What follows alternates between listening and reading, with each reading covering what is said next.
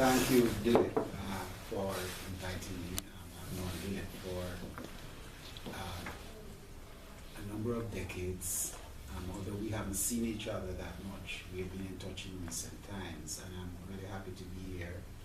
I eventually woke up from a deep sleep after around 12 hours in the country, and have been recovering since then, but it's actually, I should be sleeping now, so forgive me if I'm a little slow off the start. Dilip has given a really excellent introduction, and many of the points that he sort of frames and addresses I will take up this afternoon, but you will hear some of them resonating in the present talk, which is called On the Question of Optimism in Troubled Times, Revolution, Tragedy, and Possibility in Caribbean History.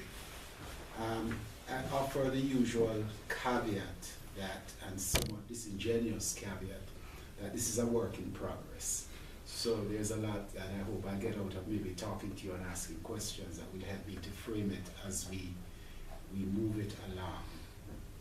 This is a peculiarly Anglo-Caribbean conversation, but as with all such debates emanating from this historical crossroad of modernity, it inevitably has global resonances. The British began to withdraw from the West Indies in the early 60s, with independence being granted to Jamaica and Trinidad and Tobago in the same month. The great expectations of independence were never met, and within the first decade, much of the region, both independent and still colonized, was in open rebellion against its new leaders and the painful and sordid legacies of the British colonial period, which still lingered. The particular confluence of tributaries that contributed to an insurrectionary air included the closure of the safety valve of emigration to the UK, once the labour shortages of the immediate post-war years had been filled, the evident failure of economic policies of the newly independent states to solve growing unemployment, and the subsequent blossoming of extreme poverty, particularly in the cities, the continuing racial and colour hierarchies of colonialism, which excluded black people, especially the newly educated, from access to prestige jobs and advancement in the social order. And closely linked to this, the emergence of new movements and accompanying philosophical frames for radical social change, Black Power in the United States and Rastafari in Jamaica, that provided an intellectual pathway for rebellion and revolution. The history and arc of the Black Power movement in the Caribbean has been extensively documented and debated. In a compact sense, it began with Dr. Walter Rodney's exclusion from Jamaica in 1968, which led to a famous one-day urban riot after protesting students were tear-gassed by the police. It gathered immense steam with the 1970 Black Power demonstrations in Trinidad and Tobago, with tens of thousands of people marching in the streets daily under the slogans of Black Power. The Trinidad quote-unquote revolution ended after Prime Minister Eric Williams declared a state of emergency, followed by a mutiny in the army which refused to enforce the state of emergency. The mutineers, however, returned to barracks. The state of emergency was enforced, and despite subsequent armed clashes with militants, the Trinidad phase of the movement ended. Further north in Jamaica, the traditional centrist People's National Party, under the leadership of Michael Manley, had come to power in 1972, and over the remainder of that decade moved steadily to the left. Manley's regime implemented simple but long-delayed social reforms, advocated for a new international economic order, and crucially established warm relationships with the neighboring regime of revolutionary Cuba. Manley's government lost in 1980 in a bitter and bloody election, and the island resumed its post-independence policy of fealty to Washington and dependence on the international financial institutions.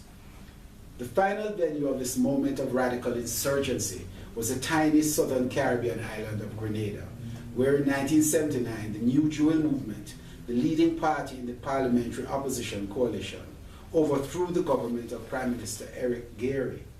Over the following 4.5 years, the People's Revolutionary Government, under the leadership of Maurice Bishop, sought to implement radical political and social policies, including in the international sphere, establishing close relationships with Cuba and the Soviet Union. The PRG, however, the People's Revolutionary Government, collapsed in October 1983.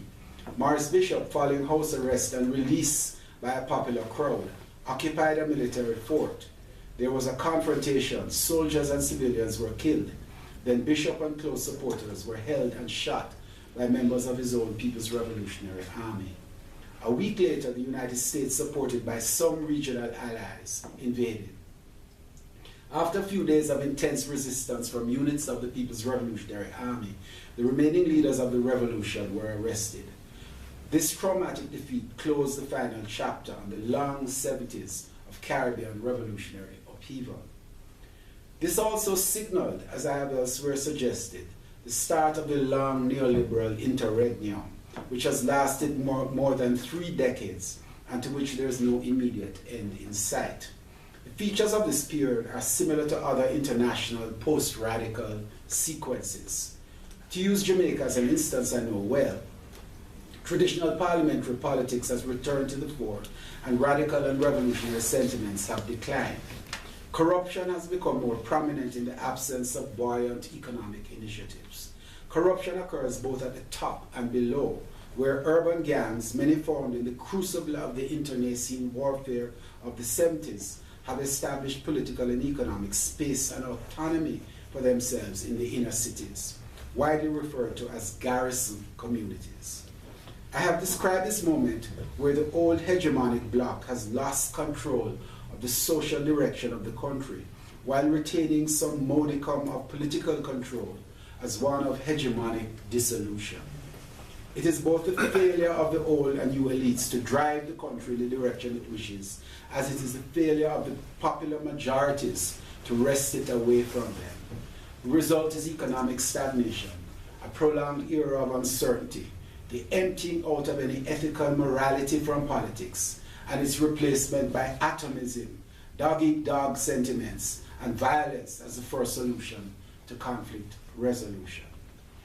The post-colony in the Caribbean is not the same as Africa's parallel post-colonial moment, but anyone reading Mbembe will recognize the points of similarity, even as the differences confirm that all social and political theorizing must inevitably rest on a deep reading and analysis of a particular situation.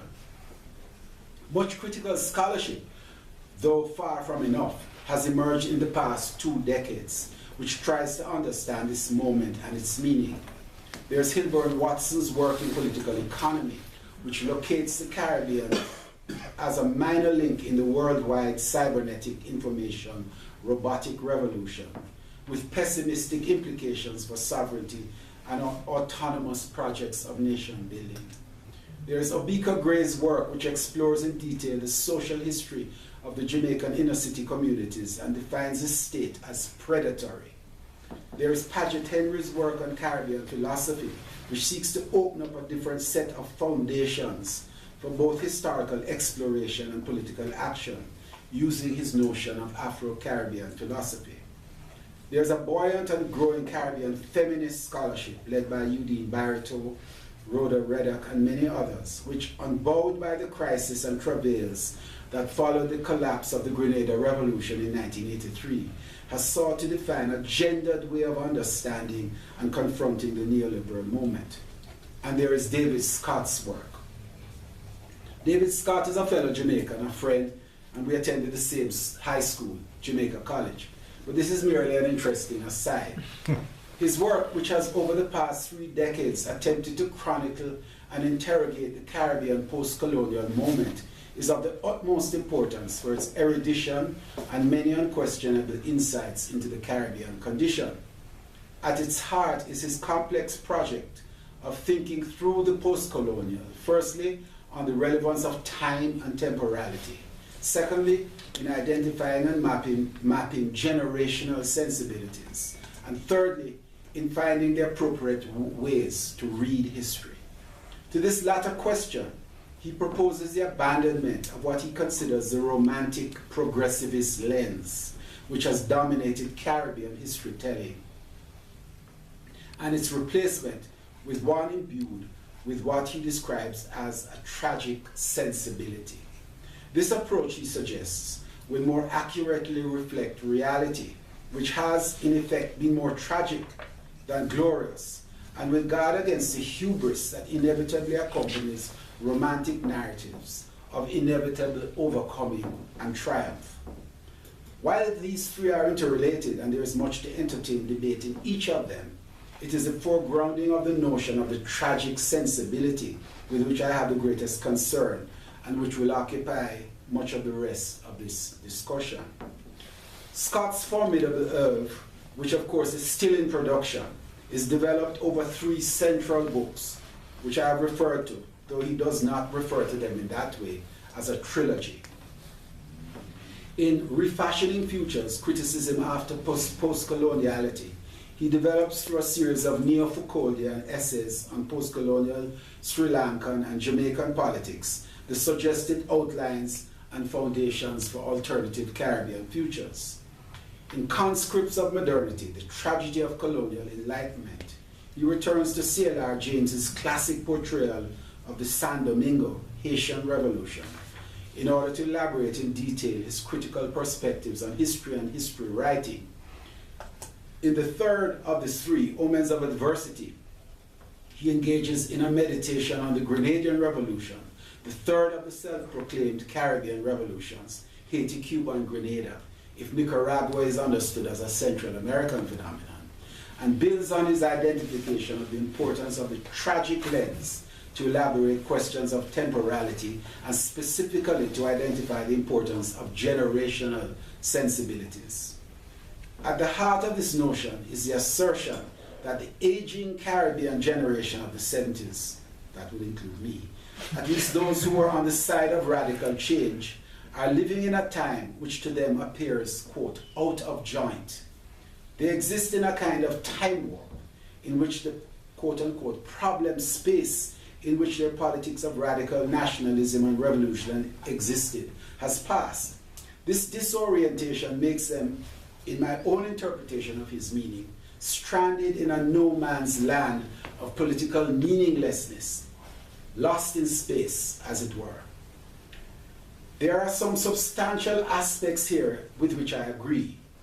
The left of the 70s, with its crude Hegelian sense of imminent revolution and willingness to bypass popular opinion in favor of historical necessity, might have been humbler, more willing to compromise, with a great appreciation that it could all end, as it did in tragic destruction.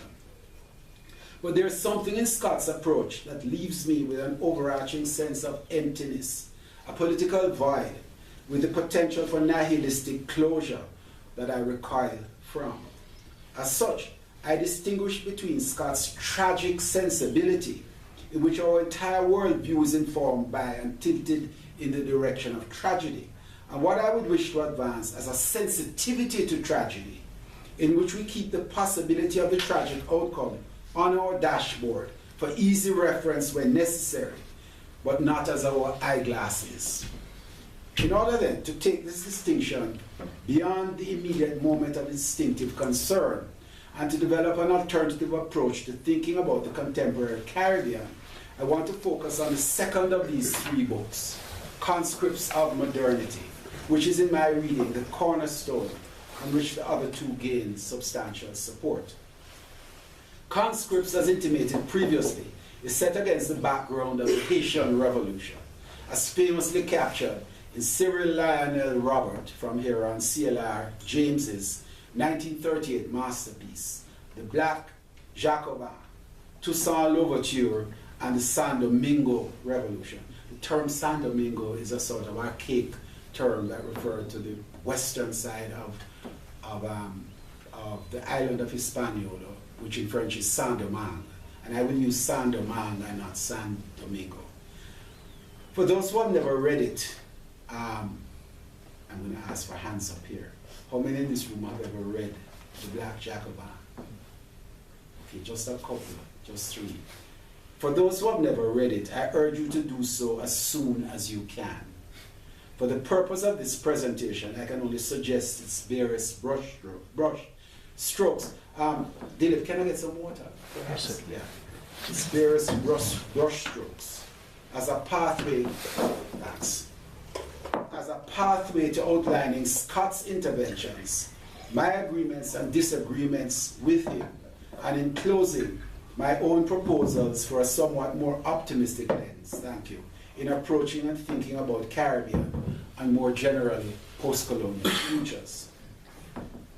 The Black Jacobin, which I shall henceforth refer to as BJ, is the history of the only successful slave revolt, the only successful black revolution against slavery, and the creation of the second independent country following the United States in the Americas. To the extent that this history is better known today, with the important work of scholars like Trouillot, Gegos, Genovese, Fick, and many others, it is because of James's foundational intervention. BJ is simultaneously scholarly and passionate. It is reflective of James's maturing Marxist approach to history, yet it is rooted in his own appreciation of the peculiarities of the Caribbean, the profound impact of slavery and the plantation system, and the acute interconnectedness between the plantation economy and the consolidating mercantilist capitalism of France and Western Europe. Events in the empire are intimately connected, and when revolution begins in France in 1789, its repercussions are almost immediately felt in the Caribbean. In the highly racialized structure of Saint-Domingue, on the western side of the island of Hispaniola, and the richest French colony, the whites are immediately divided between royalists and supporters of the revolution. This soon spills over to the mulatto caste, many of whom are wealthy inheritors of white fathers' wealth, but deprived by the Code Noir of full social and political rights. Few imagine that the demonstrations, riots, and general turmoil that begins will impact on the mass of black slaves, who constitute the overwhelming majority of the population. However, as the struggle in France itself intensifies and moves to the left, so too does the unrest among the blacks, and in 1791 there is a general rising. At first it is inchoate and resembles other similar uprisings that have occurred across the plantation arc of the Americas, but things soon change. James underlines the entry among the rebels of an old house slave, Toussaint Breda, who will soon rename himself Louverture, the opening. It is Toussaint as general, strategist, politician, and statesman who forges a modern, highly trained, and effective black army. He is able to brilliantly maneuver among the various forces arrayed across the island, the Spanish occupying Santo Domingo to the east, the English who have entered to capture the now prostrate French colony for themselves, and the French, the principal enemy against whom Toussaint is initially at war. But with the shifting of politics to the left and the elevation of the Jacobins in Paris, the popular mood in the metropole leads to the historic abolition of slavery. Toussaint then joins forces with the contingents of revolutionary Jacobin France, becomes the Black Council of Saint-Domingue, and rules effectively on behalf of France over a newly freed population of blacks, mulattoes, and the remaining whites. Notably for the events to come, Toussaint does not contemplate an independent state, but a continuing relationship with France, which in his reading is now both the guardian of liberty and a requirement for quote-unquote civilization, read here as meaning access to trade, manufactures, culture, and crucially, weapons for self-defense. Toussaint's approach then, when somewhat simply stated, believed first in freedom for the blacks, but this required the support of France, its civilization, and its continued economic presence. Meanwhile, in Paris, the course of and prospects for the revolution are changing.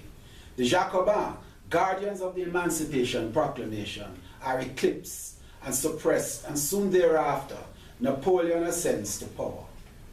Bonaparte possesses none of the idealism of the mountain, and driven by support from the powerful interests of mercantile and slave capital, as well as his own racist and imperialist predilections, begins preparing to re-establish slavery, and with it, in December 1801, the first ships bearing an army of 12,000 men under the command of Napoleon's brother-in-law, General Leclerc, sailed into the harbor of Le Cap, the main port on the colony's northern shore, with precise instructions from Paris. The generals of the Black Army, most of all Toussaint, must be fooled to believe that the French army is still representative of their liberty, equality, and fraternity. Under this guise, they must land, become entrenched, decapitate the leaders, and then disarm the rank and file. This would be the prelude for a return to slavery. Leclerc is able to land and is at first met with uncertainty. There is some resistance, but it is limited. Toussaint is unwilling to commit his forces against France, but there is grave concern and foreboding as to why a massive army has been set. Then there is more widespread and determined resistance, and Leclerc begins to see the military capability of his foes. Then, surprisingly and unexpectedly, Toussaint yields, parleys with Leclerc for peace, demobilizes, and retreats to his own small estate.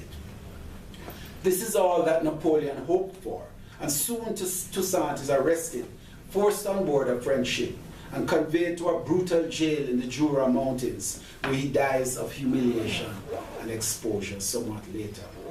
The capture of Toussaint, however, is not met with resignation, but alarm and mobilization among important generals and resistance fighters. More startlingly, word reaches Saint-Domingue that France has restored slavery in the smaller Eastern Caribbean colonies of Martinique and Guadeloupe.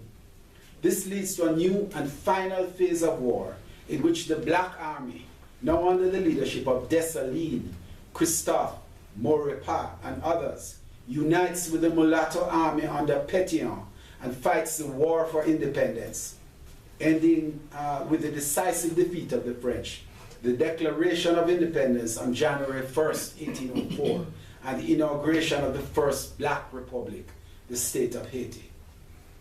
It is on this narrative presented here in miniature, and in which undoubtedly I have done in compacting it significant damage, that Scott builds his arguments. James, he proposes, wrote the history of the revolution initially as a romance. It is rooted in Enlightenment imperatives of the inevitability of progress,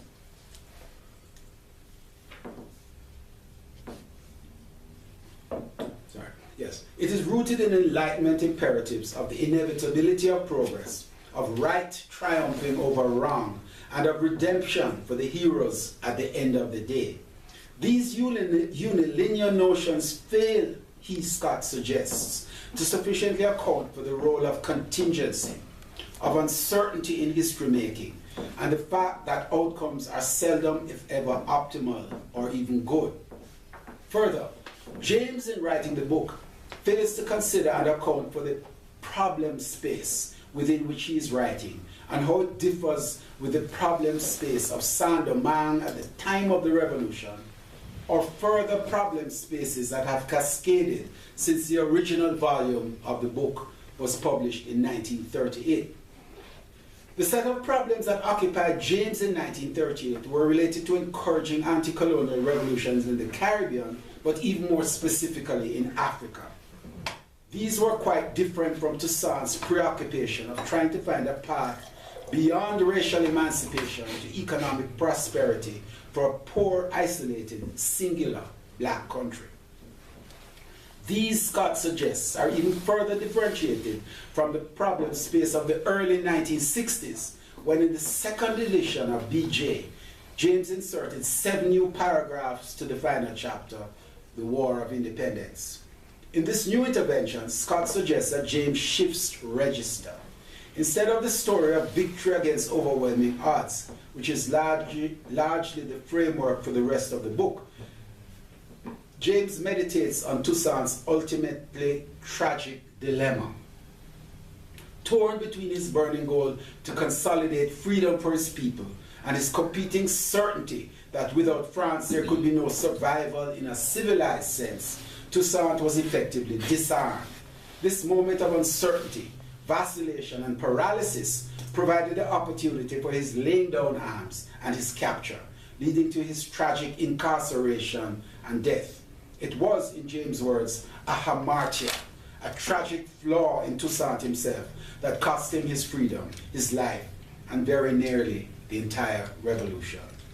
Scott's assertion is that the insertion of these paragraphs, the rumination on tragedy, and the tilt away from a romantic to a tragic lens is not coincidental, but rather derives from the different problem space of the early 1960s when these were inserted, which was far divorced from the problem space of 1938.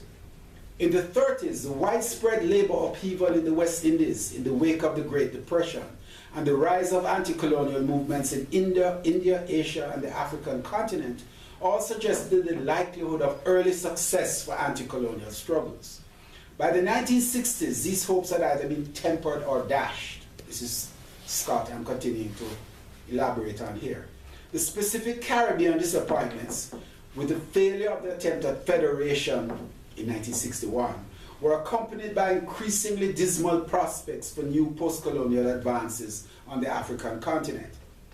James, therefore, he suggests, was seeking to think through some way to temper the optimistic romanticism that permeated the earlier book with the sobriety that the new situation demanded. Even more profoundly, Scott continues, if the BJ is read today in a 21st century post-Bandungian world, its hopeful, romantic triumphalism gives limited insight either as model of what is to be done or prospect of what the future might look like. To quote Scott at length, quote, "The Black Jacobin is an anti-colonial history written out of and in response to a particular colonial present and projected towards a particular post-colonial future. That future which constituted James' horizon of expectations, the emergence of nation-state sovereignty, the revolutionary transition to socialism, and which the Black Jacobin anticipated, we live today as the bleak view of our post-colonial present. Our generation looks back, so to put it, through the remains of a present that James and his generation looked forward to, however contentiously, as the open horizon of a possible future. James's erstwhile future has elapsed in our disappearing present. But if this is so, if the longing for total anti-colonial revolution, the longing for the overcoming of the colonial past that shaped James's horizon of expectations in the Black Jacobin is not one that we can inhabit today, then it may be part of our task to set it aside and begin another work of reimagining the futures for us to long for us to emancipate." Unquote.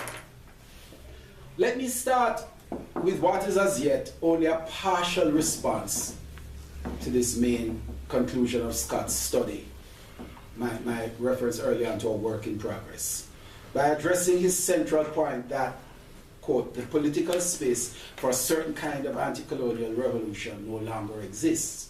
If by this he means the likelihood of single-state Cuban or Grenadian revolutions with intrepid guerrillas battling corrupt dictators, then I would tend to agree that the peculiar conjuncture of the contemporary world, the power of imperial militaries, and the all-encompassing ability of finance capital to make recalcitrant regimes scream weigh against the likelihood of single-state revolutions surviving.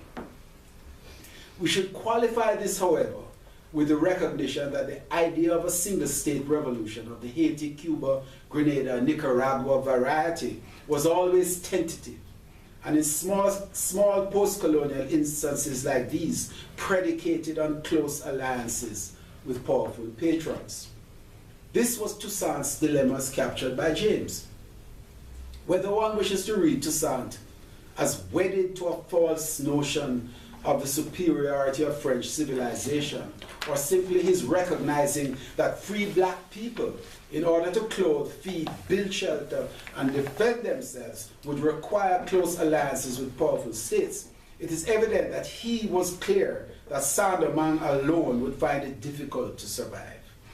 When Napoleon took over, this one hope of support from an until then reasonably well-intentioned power was eliminated, and the rest of Haitian history, which one cannot even begin to elaborate here, was largely determined by the hard fact of isolation in an imperialist world.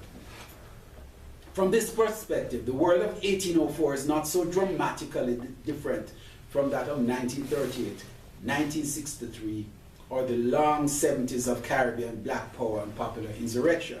In all instances, locally based movements in small states seeking to enact radical social change face daunting prospects in a world dominated by hostile powers.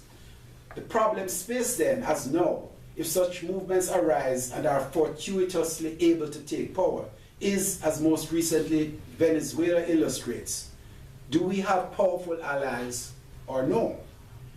What is admittedly different in the present moment, and Scott has also alluded to this elsewhere in his work, is that certainly in the Anglo-Caribbean instance, but can even the Anglo-Caribbean instance be generalized? A philosophy to guide and drive new movements is no longer apparent and self-evident. There is no clearly evident confidence in a theory of revolution as the way in which anti-slavery thinking drove Toussaint and the masses of Saint-Domingue, and as Fanon, Black Power, and Marxism drove the anti-colonial radicals of the 1970s. Whether the absence of a clear guiding philosophical frame is an indication that there can in the future be no clear frame at all, or that there might be one in the making, is the distinction between Scott's absolute partition of historic problem spaces into watertight compartments, or the extent to which we might wish to take a different approach in which historical periods overlap and leak into each other. The extent to which, in other words, there is still room to build new movements, albeit movements with new programs and different trajectories that move beyond the boundaries of the nation state. This segues into a second of Scott's assertions, in which he argues that we should abandon the longing for total revolution, as this world in which that longing emerged no longer exists. One can entirely agree that the world of the 21st century, certainly the Caribbean 21st century, a world largely beyond slavery and colonialism and deeply linked into digital networks and transnational diasporas, is not that of 18th century transatlantic mercantile capital. However, if we consider the conditions of crisis of the second decade of the new century, this our new century, then it might be worthwhile thinking that if the conflict between the monarchy and mercantile financial slavery capital of the 18th century led to the collapse of the aristocracy and the absolute defeat of the slave system in one, albeit the richest colony, then what are the portents for a global crisis in the second decade of the 21st century? I want to suggest that if we think of Lenin's invocation of the ruling classes, quote, not being able to continue ruling in the old way, unquote, as one of the portents for a revolutionary situation, then it would be reasonable to propose that this aspect of his proposal is worth serious consideration in today's world. Think of, for instance, the global environmental crisis, manifests most alarmingly in global warming, and the consolidating consensus that the Earth is verging on ecological catastrophe. Think also of the vast inequalities engendered and exacerbated by financial capital and the new economy that on one level generate deep discontent, but at another hinder the sort of possibilities Keynes saw in demand-led growth. Think thirdly of the potential for massive employment.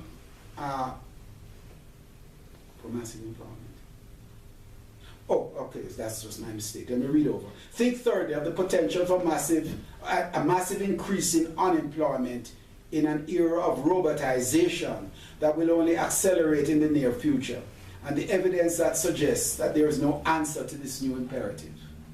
I mention these three because they are burning and prominent, but they are already having a tremendous impact on the level of politics and policy, with the demise of the Washington Consensus, the rise of the far right across the globe, and the likelihood of damaging and debilitating trade wars in the near future. What makes the present moment particularly frightening, however, is the relative weakness of popular movements, both at the national level and in the form of transnational and global alliances. It is not that there is not deep dissatisfaction against all of these imminent trends and signs of crisis, which affect people's ability to live in very profound ways, but that the fight back is limited. The forces of progressive resistance are a few steps behind the consolidating presence of a global right-wing insurgency. Far from there being belief in the rightness of the present order, however, I suggest that popular majorities, under the weight of hard imperatives of economic survival and without a clear, well-defined understanding of what to fight for, remain relatively disengaged and on the sidelines. Does the moment, however, confirm Scott's proposal that the longing for total revolution should be abandoned? I'm not sure what total revolution, as originally mooted by Bernard Yap, really means. If it means the need to turn things upside down, then there's a lot in the present moment that requires policies and movements that will advocate for radical changes. For instance, in environmental policy, the taxation of financial profits, the curtailment of inordinately high budgetary spending on arms, and the shift of those resources to health, welfare, and again, the environment.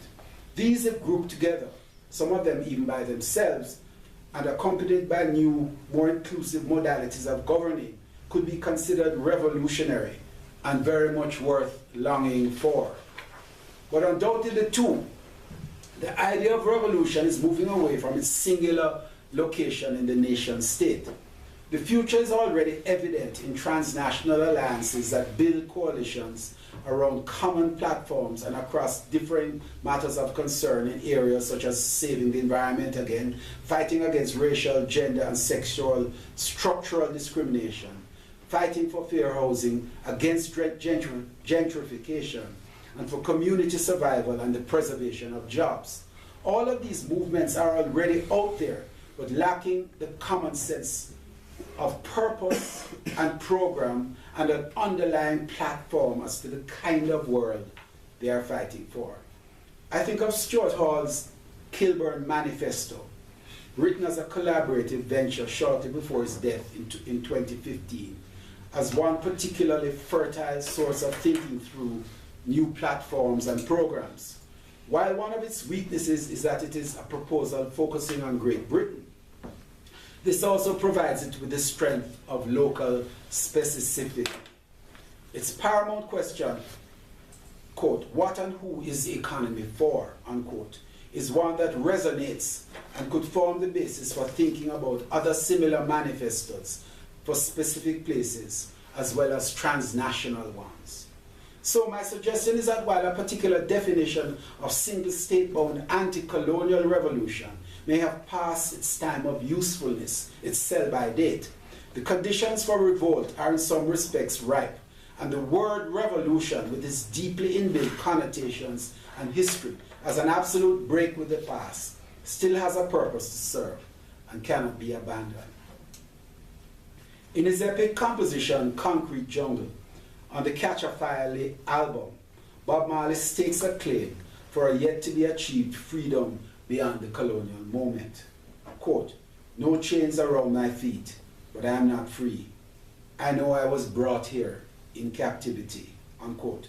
If we think of Marley's invocation, which recognizes that physical restraint is no longer the primary means of social control, then we can explore his assertion in order to recognize how notions of freedom have expanded exponentially in the post-colonial era to include freedom from male exploitation and abuse, freedom to explore, decide, and live one's chosen sexuality, freedom to move without hindrance across boundaries in search of work, freedom from pollution and the right to enjoy a clean environment, freedom from arbitrary violence and war, and freedom from want.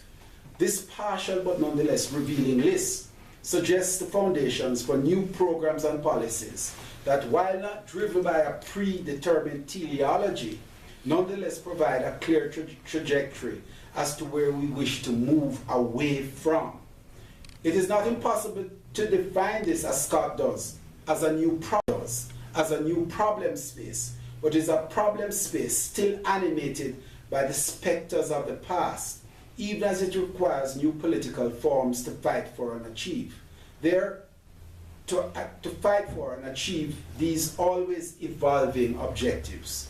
In this sense, therefore, the longing for total revolution is not a mythopoetic chimera that needs to be exorcised, but rather a necessary narrative that, while always under revision, can provide an intellectual purchase, a motivational purpose, and directional compass for ongoing projects of radical change.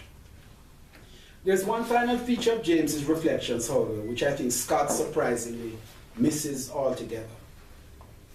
It is the typically Jamesian invocation of the power and possibilities that people have when they see freedom in their grasp or fear that once attained, it might be slipping away. This I wish to refer to as a phenomenon of the sublime in the revolutionary moment, and it is at the very heart of the Black Jacobin. Under Toussaint's leadership, Black people have been living free in Saint-Domingue for 5 years. It is a difficult time because there are continuing threats from the British and the Spanish, who occupy the eastern 2/3 of the island. Further, in order to keep the economy alive, Toussaint has insisted that people return to the Haiti estates, though now in a new capacity as paid laborers. It is a difficult, compromised moment, but it is freedom nonetheless.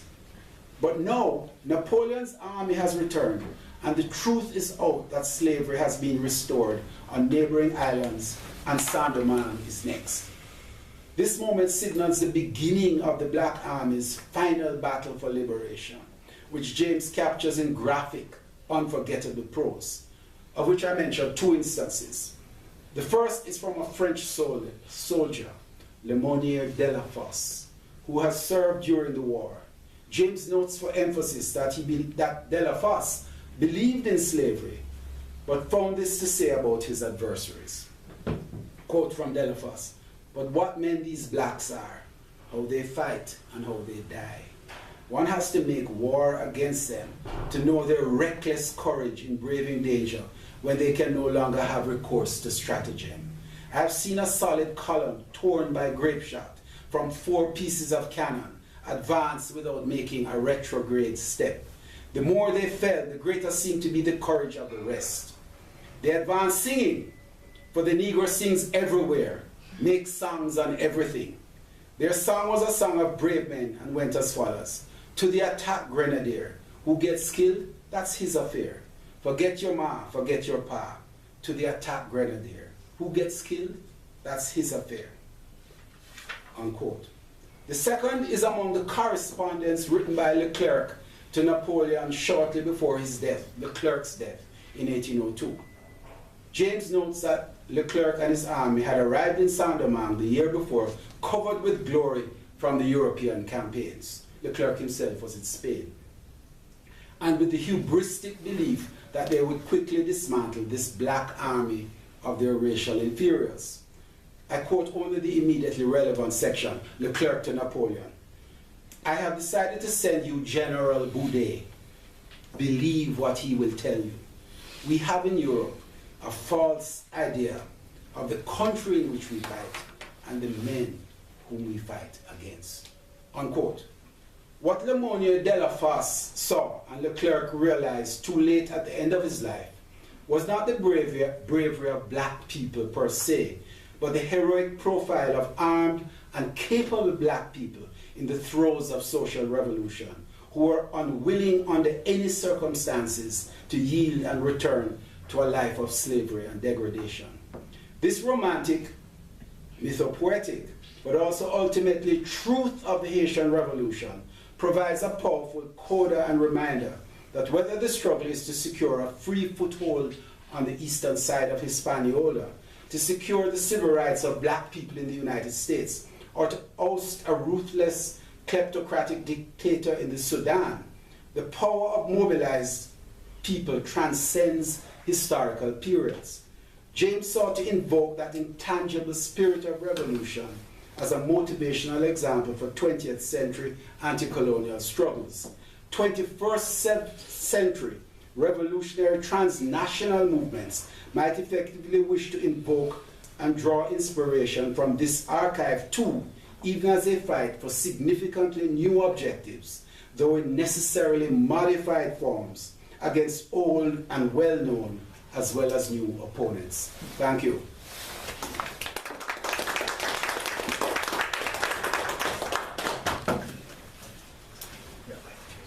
Yes. Can I sit next to you? Sure.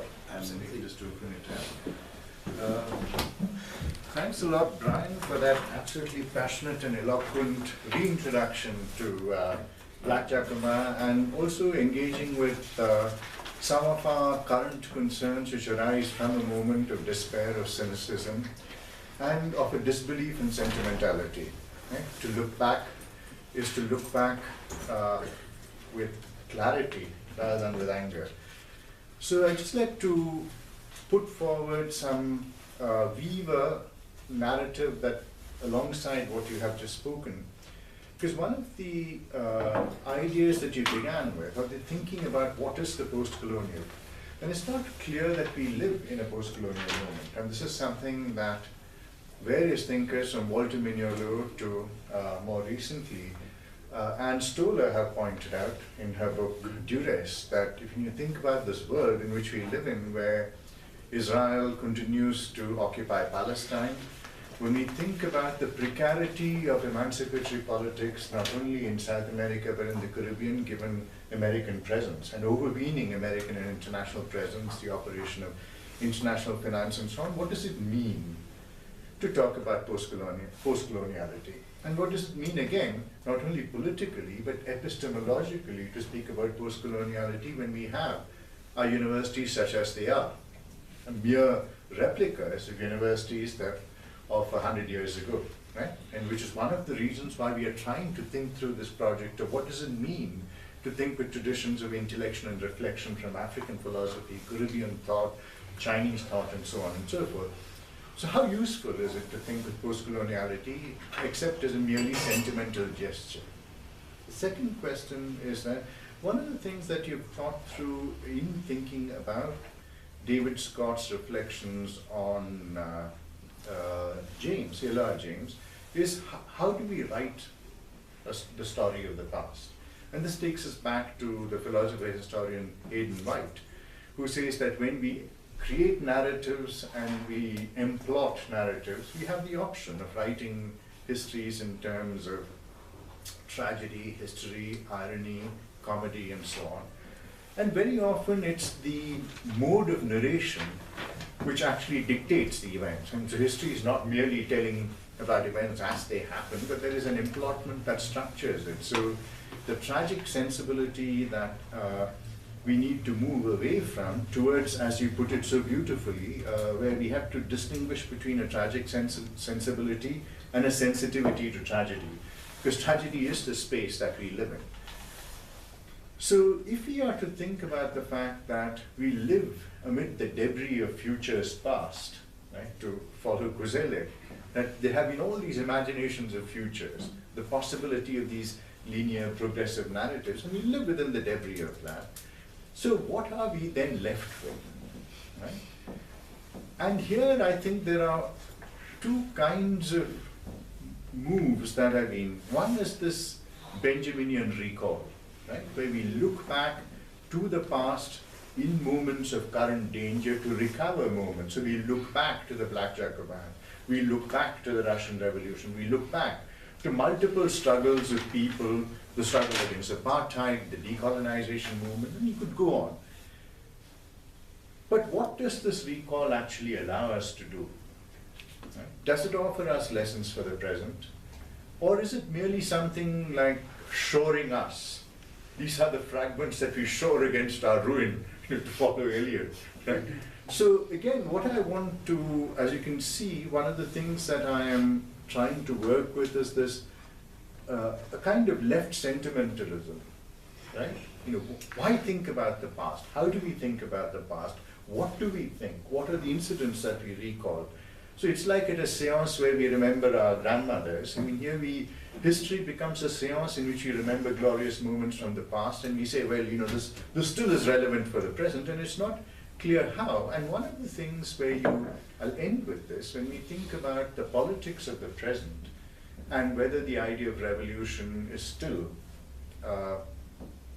something that we need to think with, grand ideas of revolution, one of the interesting political departures really has been, if you think about works like, and this is not to say that I'm wholly sold on this idea, but when you think about Hart and Negri's work on the multitude, when you think about the work that David Graeber and Negri are doing, particularly with a wonderful article that they wrote recently about the Gilets jaunes in France, suggesting that what we need to move away from these ideas of not only of linear trajectories of progress, but the fact that revolutions are going to be decentered, they're going to be without organized leadership, they're probably going to be without an avant-garde, and our job is to recognize the potentialities of this, which is something that the left has strenuously refused to.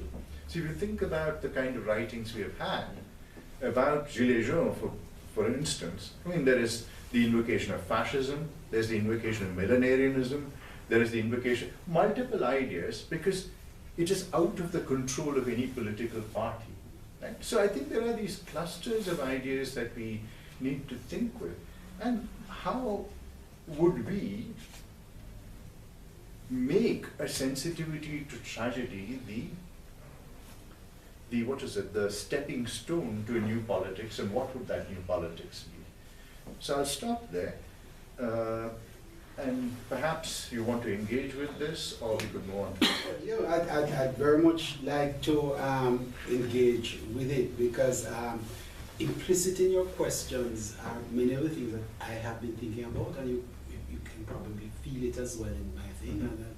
Mm-hmm. And how is it that we can, call it revolution, call it things need to change in a radical way or in a substantial way. The advantage of the term revolution is that it has a history. And it has a history that relates to popular movement. It also has a history that relates to the entrenching of authoritarian regimes post-revolution, or Saturn devouring her children, all sorts of connotation. But there's a powerful element to it, which is what I try to invoke in these two memorable quotes drawn arbitrarily from James, which is a sense of people taking history into their own hands. And I think that this is not there's nostalgia in revolution, but this is the aspect of revolutionary history and the ethic of revolution that I would want to draw from that playbook as something that the way it may look in the future, whether it is the contemporary French version or the Sudanese version or the Algerian version, we don't know, or a new transnational version in which things break out in 6 different countries at the same time, because they're working together on social media in different places at the same time.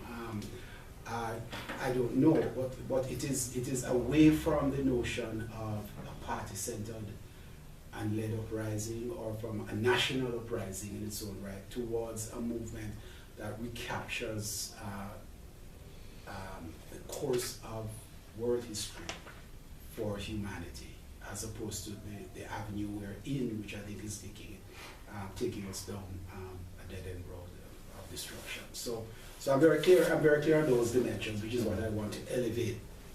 And I'm also very clear that this David's notion of tragedy has so much in it that is useful, and that provides us with a frame of thinking about these spaces. But as I suggested, I think they're frozen into compartments, which make it almost absolutely impossible, well, not absolute, but very difficult for us to draw on a set of narratives which need to be looked at very carefully, and bits of pieces taken and other pieces thrown as far away as we can from the body of our thinking about change for the contemporary period. But that his compartments are too watertight for us to do that.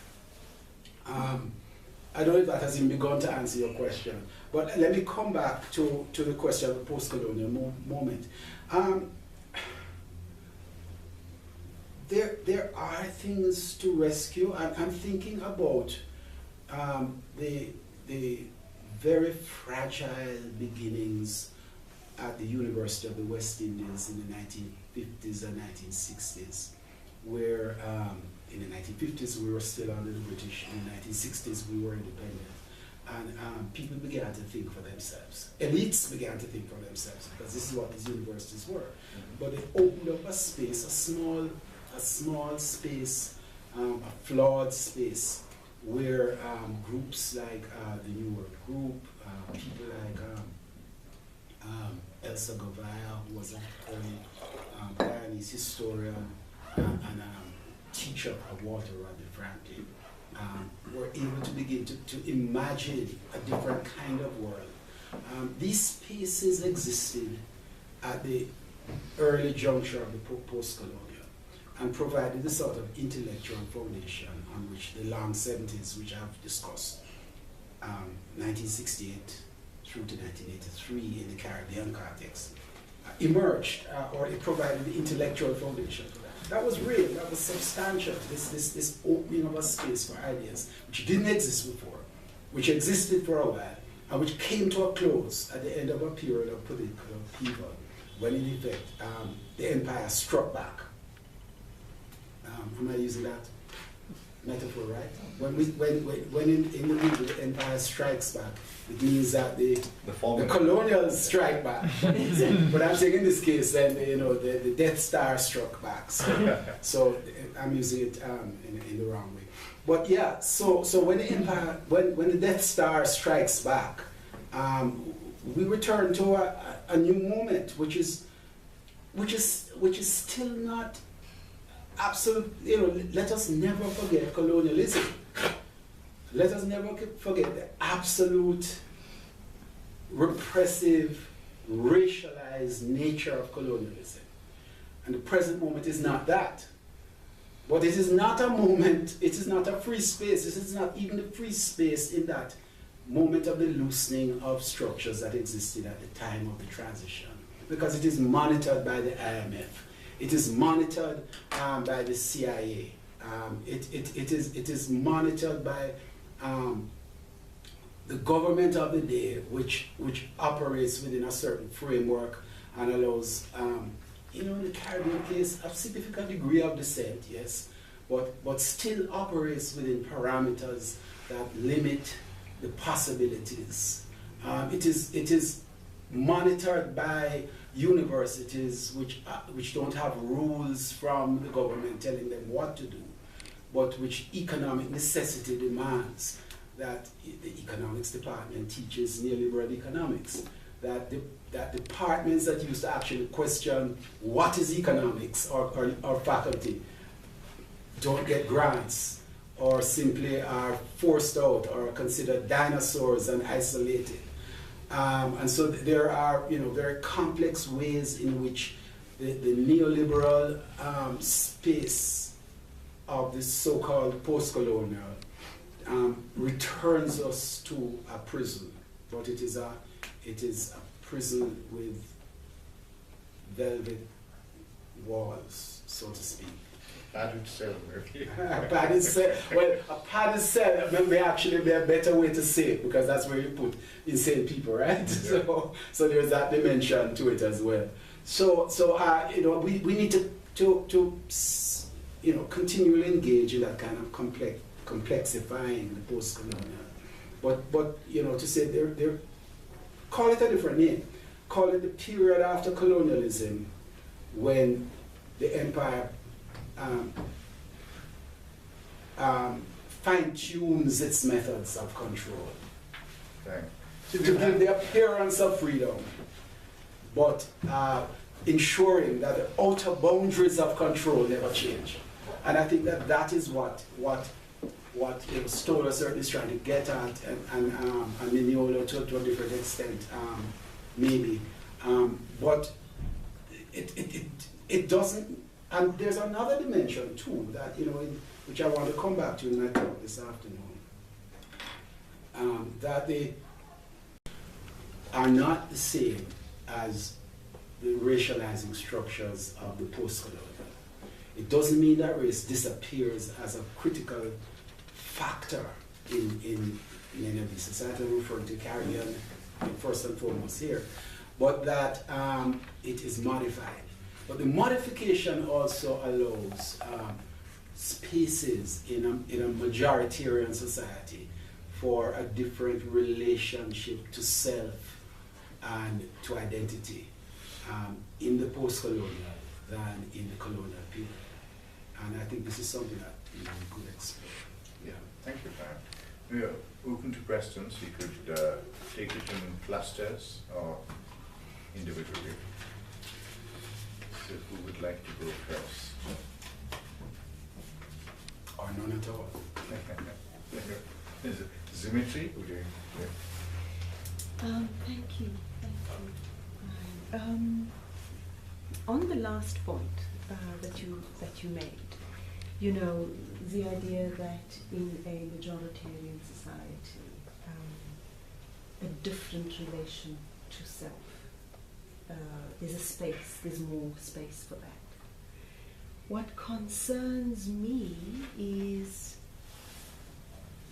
ways in which that space is used to reinscribe those what you call pure colonial, but old colonial divides. And some of the educated are able to maybe step out of that, and some of the really, really poor are able to step out of those old colonial, because the desperation forces them to do that. And we see in Southern and East Africa, the reinscription, both legally and in terms of struggles for social justice and for rights, human rights, the reinscription of tribalism. Uganda and Kenya, the Bayindi being the 44th tribe, right? South Africa and its traditional house of leadership and the Khoisan, okay, a 2015 law. And our Human Rights Commission, the South African Human Rights Commission, well, not with its current cohort, but in its previous cohort, in fact suggesting that, this notion of First Nations needs to be divided into 12 further tribes in order for people to claim land rights. And, I find this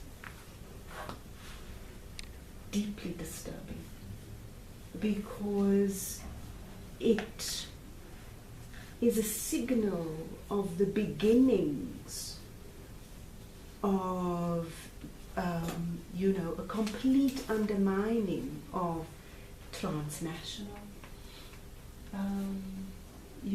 movements, a complete undermining of putting the human in its anti-colonial black radical conception at the center. What do you make of that? I hesitate to. First of all, I'm sympathetic to where your argument is going, but I don't know the details sufficiently well to intervene in a way that is sensible and that I would be comfortable with. Mm-hmm. I'm trying to find the analogy to it. Of course, you know, from the context that I primarily do research on, the issue is a non-starter because the Spanish did a good job of getting rid of all the indigenous people before bringing Africans to the shores of the Caribbean. In most instances, certainly on the Antillean chain, but I think it is an entire space worth thinking about as to how the racial order that we were left with at the end of colonialism, in the case of South Africa, of course, at the end of apartheid, and how it is that, how is race reinscribed? Is it that, you know, it's a rainbow country and we all live happily after Kumbaya, or is it a more fundamental new reinscription? Obviously it is a new fundamental reinscription. What are the forms that takes? You know, the sort of prototypical Caribbean formulation was the Haitian formulation as well as was the Jamaican formulation, which was a white, brown, black division of labor and power in a hierarchical fashion. And that, you know, it remains in some respects, it's changed in some respects, but the more things change, the more they remain the same. So there's an intense debate as to how much certainly legal structures have been abandoned, the social structures have been modified, aesthetic questions remain a fundamental one area of battle in our context. But I would hesitate to step across the line on this particular question, and stumble into South African realities where my knowledge is more limited and sketchy on this particular question.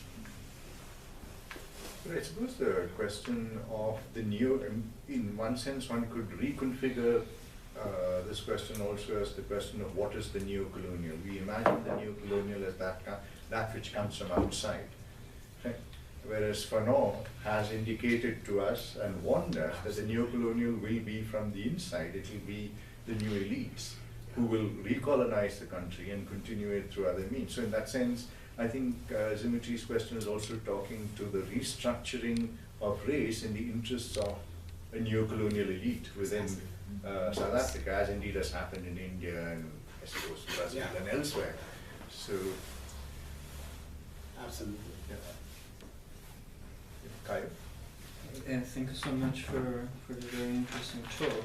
I was just intrigued by, I think, by the talk and then in this question now, I think that a crucial issue here is notions of continuity and change, which are also at the heart of a whole historiographical debate about decolonization. And since you are talking about a very particular modality of thinking about change, which is revolution, I was just thinking that a very strong debate during this decolonization era was the relationship, or rather the kind of struggle between ideas of change through revolution and through development. So you basically have this kind of two projects going on. One is a revolutionary project of radical change, and the other one is a kind of developmental agenda of gradual change. And it seems, in retrospect, that the kind of developmental agenda kind of won. You know, because now people are talking, and states are putting a lot of effort, and parties are putting a lot of effort, and stakeholders are putting a lot of effort in this kind of developmental industry. So I was just wondering, what would be your take on this? Well, you know, I've put the question of revolution back on the agenda in response to David Scott's taking it off the agenda. And you know, I hesitate to simplify David's position in ways which do damage to it. So in a particular way, he's taking it off the agenda. Because revolution is a rare and peculiar phenomenon. At least in history it has been, in which a conjuncture of events lead to a certain kind of political outcome, which of course is debated incessantly as to whether this case or that case qualifies. I don't think it's important. I think we can think of revolution as a mythopoetic that is useful to describe a certain course of development. But I think we can also appreciate crisis as something, what the old Marxists used to call a revolutionary situation, a moment of intense crisis, which requires looking back at it in history. It either leads to a substantial change, or it leads to the imposition of repressive forces who react against the popular desire for substantial change. Or if that fails too, Marx's old invocation is still relevant, I think, of the common ruin of the contending classes, in which there is a period of disaster, in which nothing happens, in which there is a sort of, I was about to use the word anarchy, and I withdraw it, even though I didn't use it, because I think anarchy, we need to think about anarchy again. But in which there is anomy, really, for a period of time. So I'm not making out a case for either or. I'm just saying, in certain circumstances, we need to think about how revolutions would happen in the 21st century. And they're not going to happen in the way they happened in the past. I think I made that pretty clear. But that they could happen. And I don't think we should close the door on it as happening in a different way. May not be on the barricades or with AK-47s, but it may be with interlinked movements across different countries, bringing everything to a halt in unprecedented ways and demanding change in ways that demand a response. Who knows? But I'm just putting different questions on the board. But if we think about an agenda of things in the way in which I've been trying to lay it out in this paper in a very simplistic and crude way, an agenda of freedoms which have emerged and which sort of lay the framework for new horizons of what liberation might look like, then we can begin to think about whether these things happen through implementation by a government that is in power in a particular country that is more progressive than not, or by earth-shattering changes, unprecedented, that lead to these things. But I think we need to begin to think about clusters of agendas around common issues that stem from where people begin to conceive what freedom is and what unfreedom is in that sense, and begin to think through how these open up horizons. And we were discussing this at dinner last night, how we look more at what we are moving away from than towards the utopic horizon that we're moving towards, that sets up teleologies that then become dangerous horizons, dangerous walls. Wall is a good thing to use nowadays, in and of themselves, right? So I don't know if that's wandering way as meandering ways answer your question. Thanks. I wanted to ask if you could maybe reflect a bit on the place of migration in the kind of Caribbean revolutionary imaginary, and I ask that because kind of related to what Dimitri raised, because at least in my mind there's something about Caribbean thought, quote unquote, which we'll unpack later, but that forces, that doesn't really allow for a kind of nativistic politics that puts into question processes of indigenization in a way that I think is quite interesting. And then also, through my reading, also highlights kind of migration and the way that those kind of relationships between the islands have been purposely curtailed or whatever. And then that's like a kind of new way of thinking about revolutionary potential and horizon, I suppose, as well. And then it also kind of links, I mean, Negri and Hart also speak a lot, I mean, a lot of people speak about migration and about borders and about the place of all of that today. So yeah, anything. And I suppose also about the West Indian Federation and also like what happened there, you know. This one question, you want to take that as well? Or? Sure. Let me, yeah. Will you remember, or you want to? No, I have migration down pat and federation, Yeah. Gabriel? Yeah, I wanted to, or rather, I want to sympathize with your critique of Scott, whom I haven't read in a very long time, so I can't remember exactly what his project is. I'm thinking there should be a possibility to resolve this question of the revolution analytically, right? I mean, it's fairly logical. You know, I mean, everyone here, right, emerges within this context of revolutionary politics, right? So there's no way of escaping them. So it makes no sense for anybody to say that we can kind of disavow, right, this process itself, because we are part of it. So the best you can do is perhaps to think with it, whether as to wanting to become a revolutionary subject or, you know, be anti-revolution. But you can't disavow it.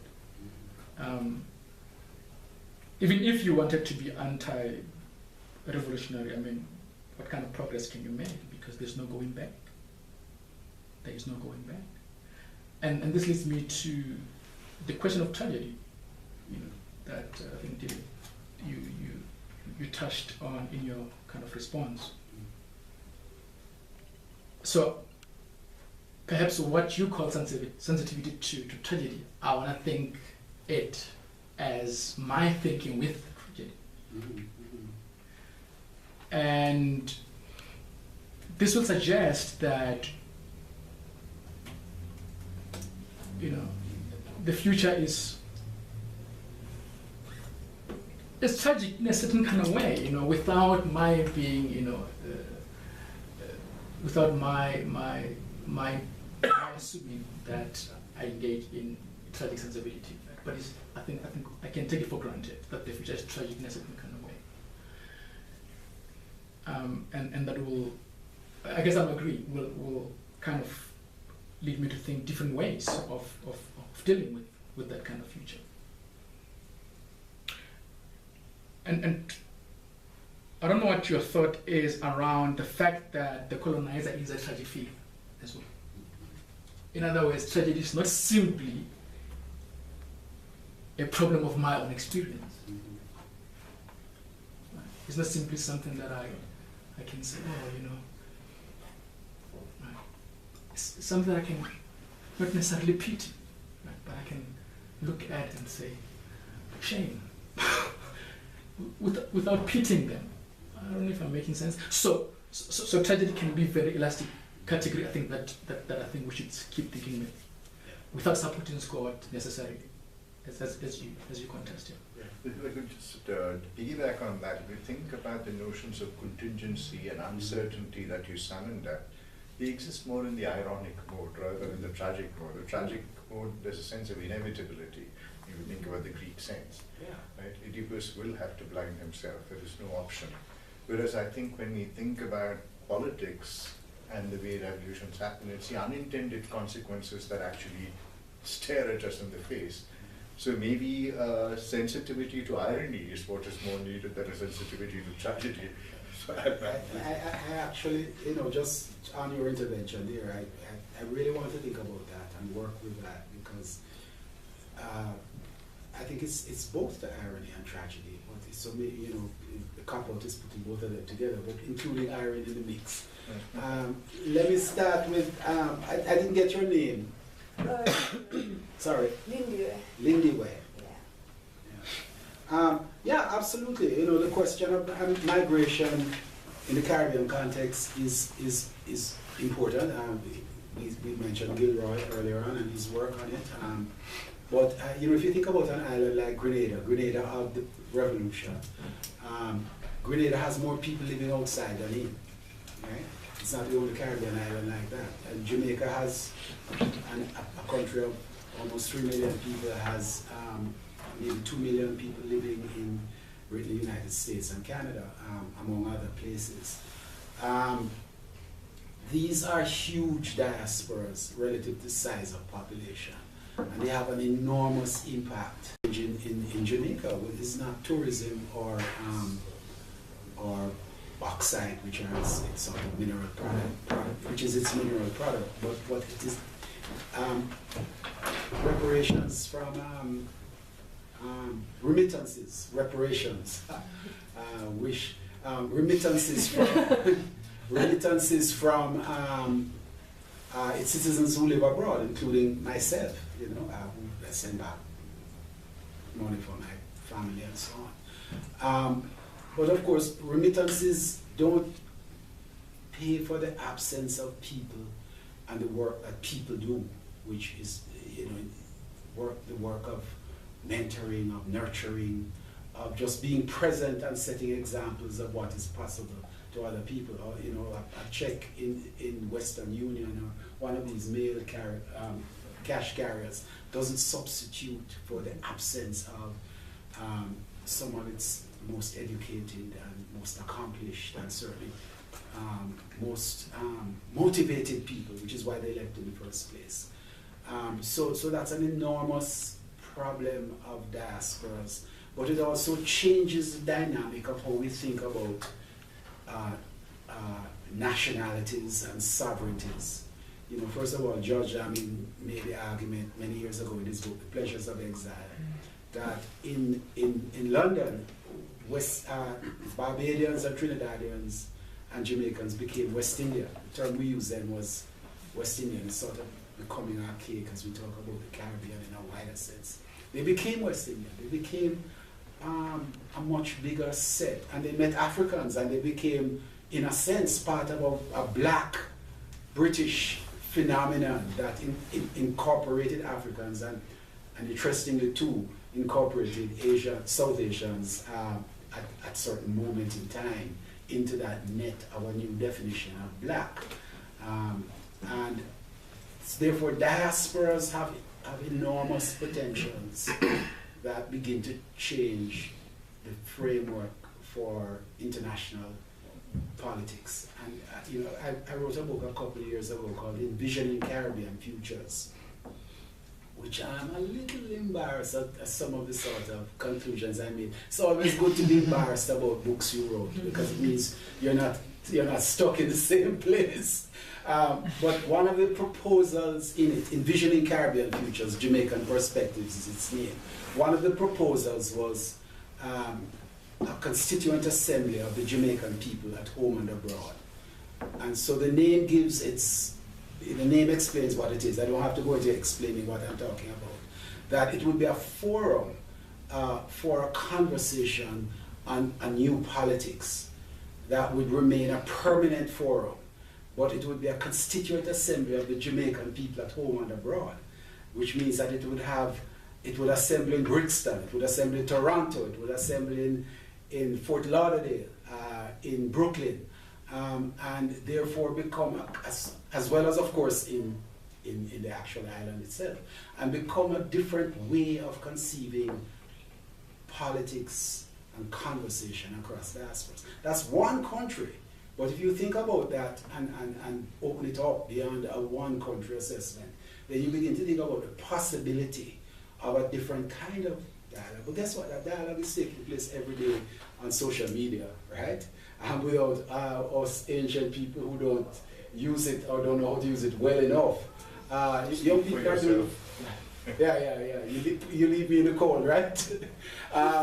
Who don't know how to use it well enough. But your generation is doing that and is making all sorts of new transnational, transglobal connections. Federation failed for much the same reasons that the Malaysian Federation failed, or that the East African Federation failed, because it was a British motivated attempt to get rid of their colonies at the least cost to themselves. On the other hand, there were far-sighted elites in the Caribbean who saw that individual islands of 1 million people, 2 million at most, 100,000 in some cases, could not survive on their own. And therefore, if you got together and you worked together and you recognize that you're from the same culture, we're all, I mean, as Stalin the Calypsonian said, we all came on the same ship, right? Just at different times, right? Then we have to work together. But federation failed because of insularity, because it was imposed from above, because of island jealousy, because the people weren't allowed into the process of negotiation sufficiently. But you know, it's still, I'm still a federalist when it comes to the Caribbean, in that whatever forms will emerge in the future, our islands have to work together. We're just too small. And those include Cuba and Hispaniola and Puerto Rico, which we can't leave out of the picture, as well as the rest of the Caribbean. Gabriel, on the question of thinking with revolutionary politics, well, I agree with your comment there. But on the question of tragedy, I just, first of all, I find it difficult to conceive of the colonizer as a tragic figure. You know, the image that comes to mind is King Leopold all the time.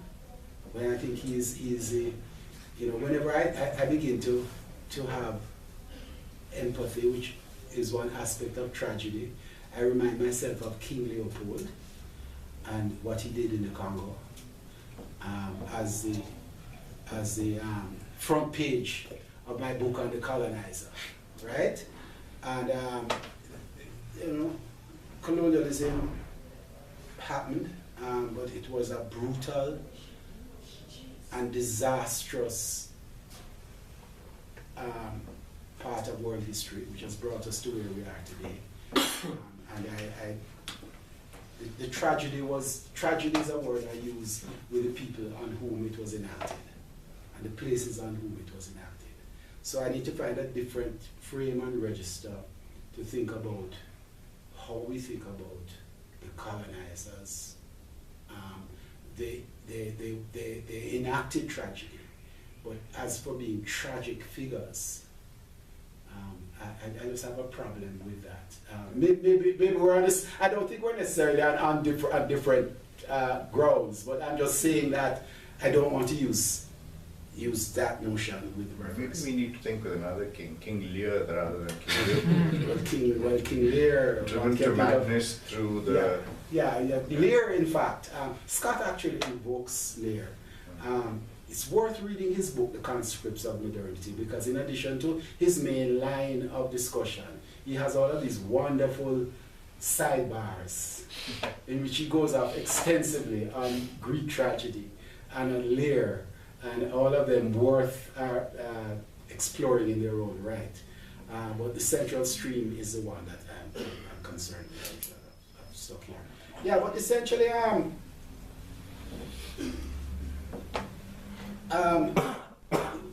think we have to think with tragedy, obviously.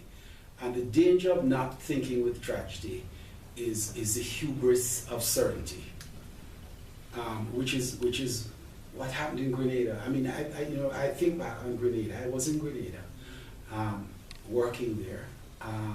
I left 3 weeks before the crisis, so I wasn't there when the guns went up or when the American bombs began to fall. But it was perhaps even worse for me for not being there, because there's a guilt associated with maybe, perhaps, I was a young person, not in any position of authority, but there's just that guilt, which worried me. But so I come back and a couple of weeks ago we had it was the 40th anniversary of the Grenada Revolution, and there was a seminar in which I participated in on from Providence online on Zoom. Zoom is a flavor of the day, right?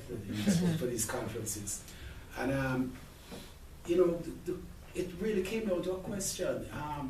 Bernard Cord was in the room on the other end, who was one of the protagonists of Morris Bishop and who spent 30 years in jail, and he's now free.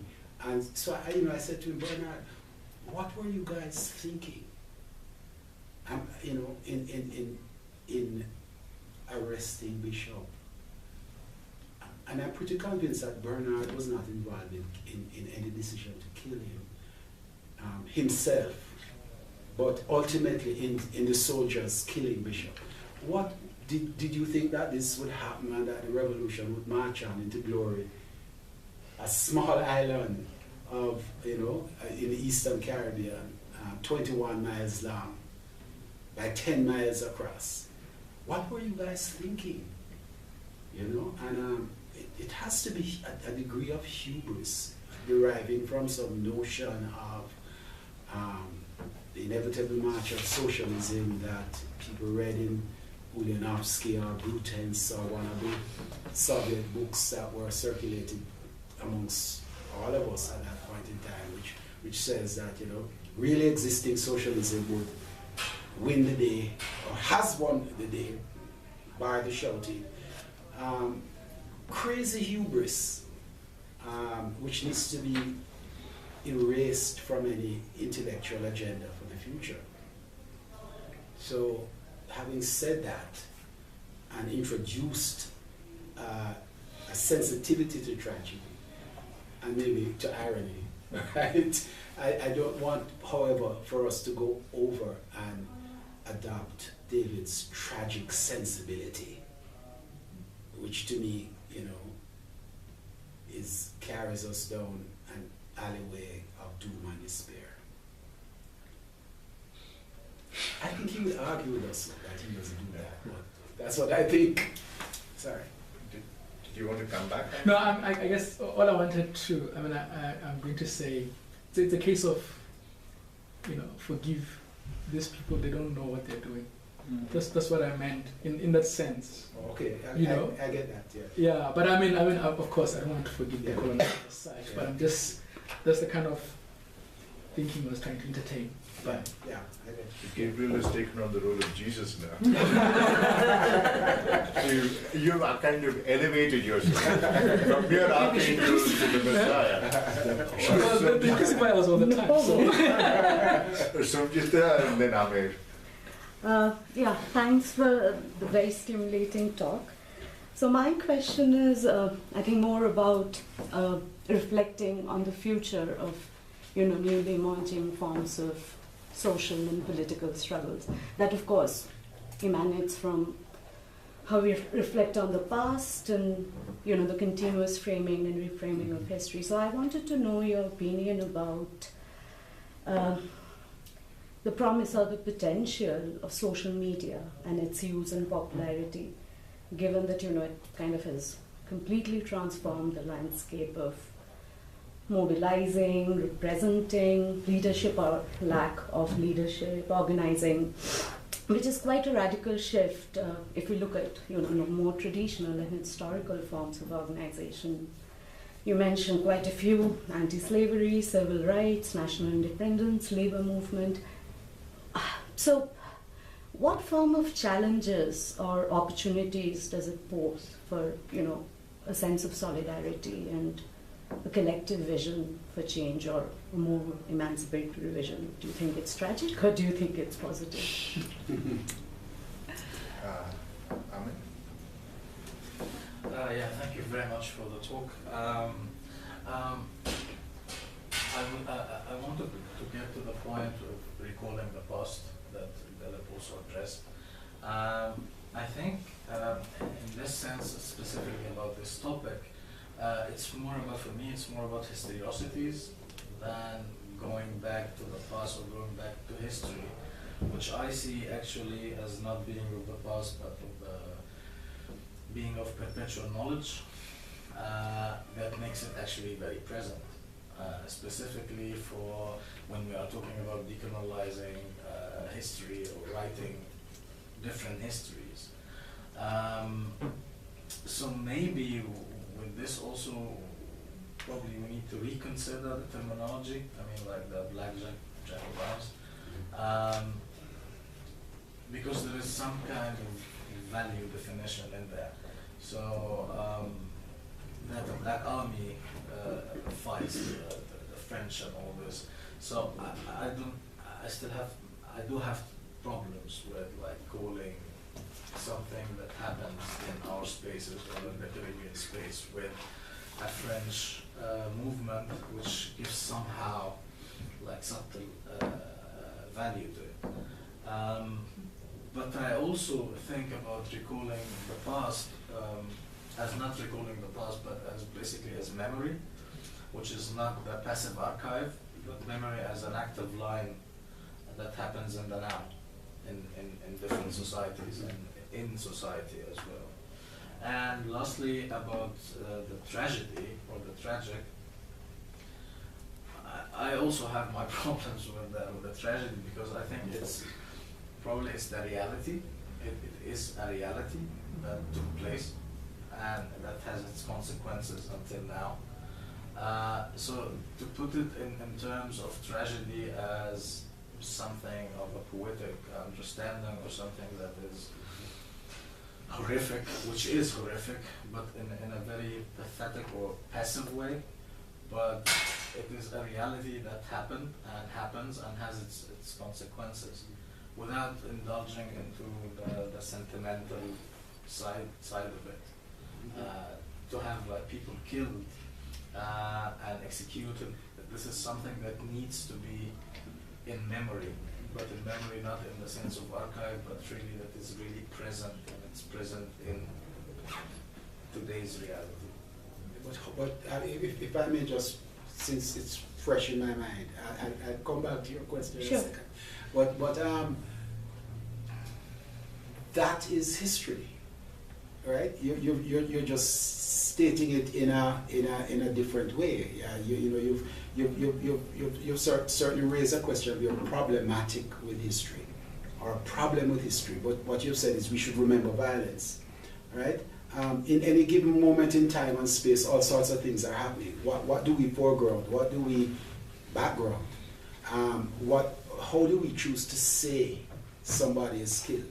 If we say somebody is killed, if we say they're murdered, if we say they're assassinated, and if we write it, the three connote three different things. Right? Killed, or murdered, bad. Assassinated, whoa, okay, assassination. So all our red lights go off. But killed, yeah, amber lights. So therefore the question is always in the recollection of anything. How do we choose to write history? And I think this is what Scott is getting at. It's an extraordinarily important question to ask. Do we, does it leave us with a sense of utter, revulsion with the regime, or do we have a sense of, they were in a tight spot and there were options A, B, and C, and they chose B? We might have done the same thing, and therefore we're not revolted, and therefore there's an entirely different take on it. So I'm just thinking that well, I think I've said what I'm thinking, right? that we need to look on we can't avoid history. It's the fascists who want to pretend that there is no history and they're only writing the future. And certainly, where I sit and where all of us in this room sit, if I might be presumptuous, we live through history. The histories that we have come from have determined us. And we're certain that we don't want to go back there. I mean, when I first went to the UK, and all of these names on buildings, on streets, we have the same names in Jamaica, right? But the names in the UK, I suddenly discovered that if a place is called, something over the hill, or something, I'm not thinking clearly, but John Stop, it was because John used to live there, right? In the Caribbean, John Stop is because John, who used to live in England, came and used to own slaves in Jamaica, right? So you have this disconnection between a place in which histories. Jamaican people can't do that, and beyond 1 or 2 generations, they don't know the family connection because it's lost. It's lost in a certain vagueness and so on. So we need history, but what kind of history do we need, and how do we write history? How do we frame history? Are the questions which I think are urgent. And this is where a question of whether it's tragic sensibility or sensitivity to tragedy sort of enters the framework. The question on the media, on the social media, I obviously, it's tried to say that it's news extraordinarily important. I am as guilty as the next person with the phone, and people looking at me in a distracted way and saying, "Can you, my children, tell me to put down my phone because I'm on it too much." I think they're on it far more than me, but maybe it looks weird when I'm doing it, But whatever that may be, it's a powerful tool, but it cuts 2 ways. The whole notion of fake news, for instance, is one way it cuts in the opposite direction. That is a source of untruth. It's a source of truth, but it's also equally a potential source of untruth, of disorganizing, and so on. And there's also the danger in a crisis that somebody could pull the plug and we're all left without the means of, that we used to find ways to communicate before. Back in the day, we had a stencil machine, and we ran off copies of pamphlets and distributed it to people, right? And it got to them, and somehow they were mobilized and they did things.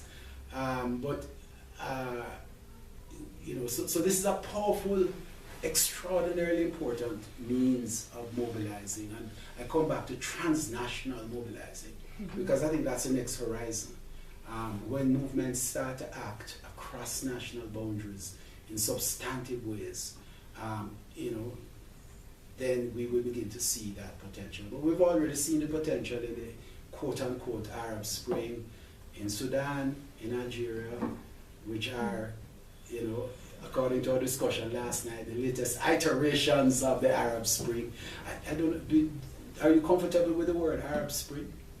No, I thought not. So I myself, I'm not too comfortable, but I used it because it came to mind. But in the popular movement against authoritarianism in the Maghreb and in the Middle East, I think that's a more useful way perhaps to talk about it. Because the Arab Spring was a way to fold back the history of what was happening there into a European history. 1848 and the springtime of the people. Agreed. So it was okay, 1848 is arrived in the 1840, and of course, as we know, the fate of 1848, a similar thing happened here.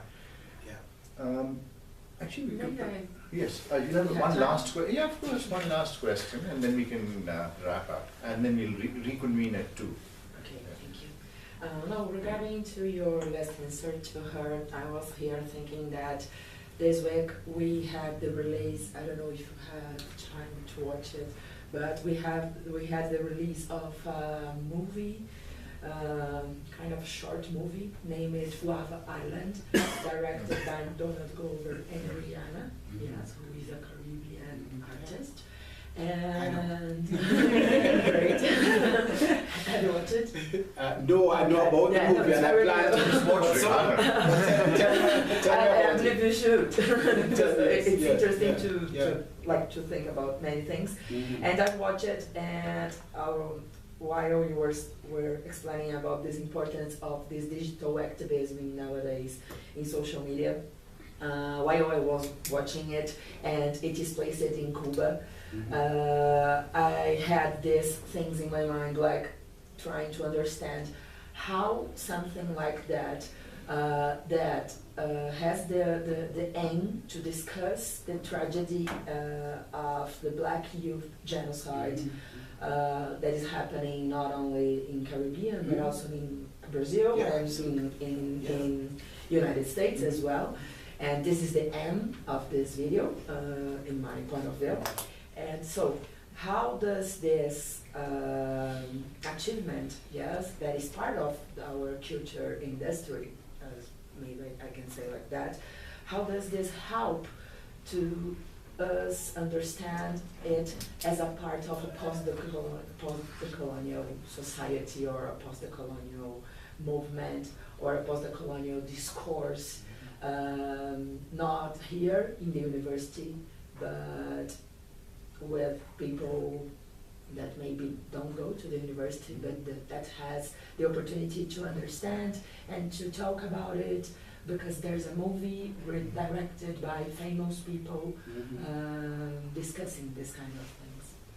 Well, I mean, I can only say that there's an old saying from Gil Scott Heron, one of the early rappers, called "The revolution will not be televised." Right? Yes. And of course it meant that it would be happening in the streets.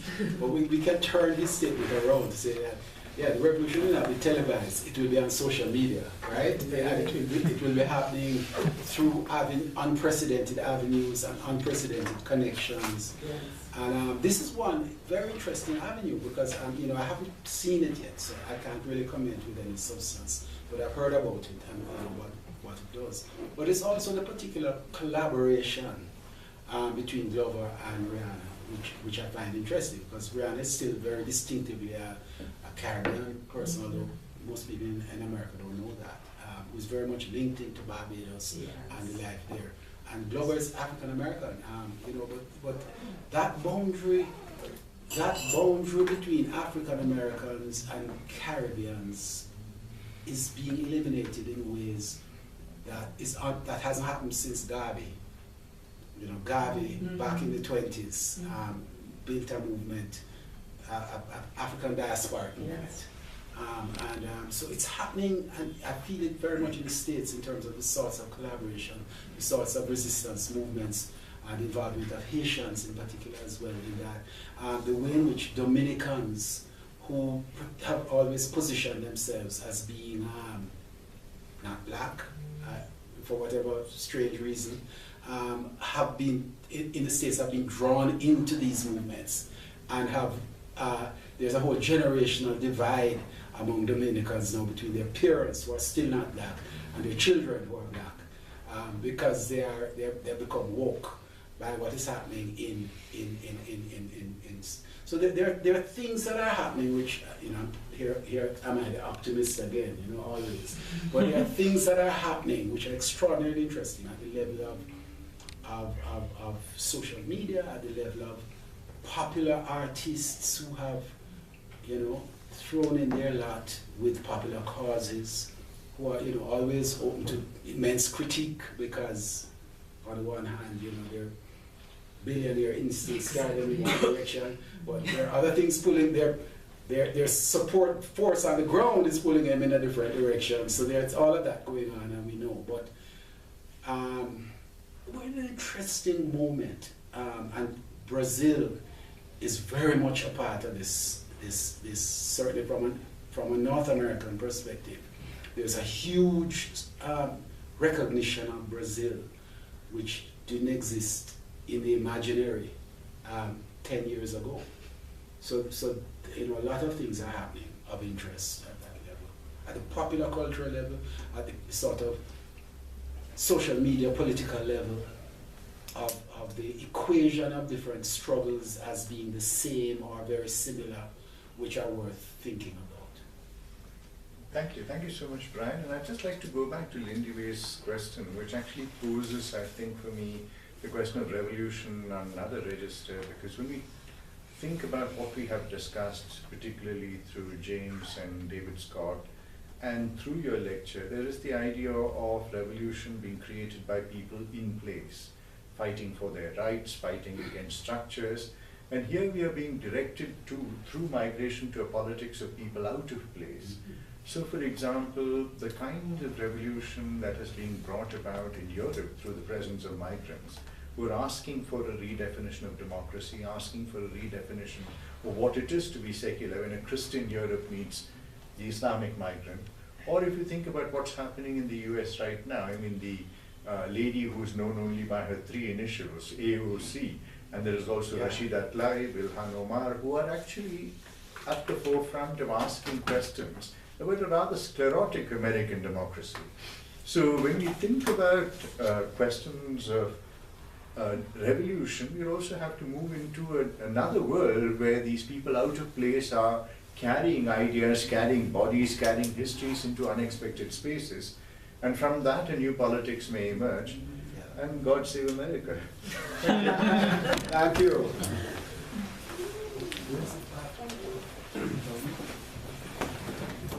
So I hope you'll all come back for the next round between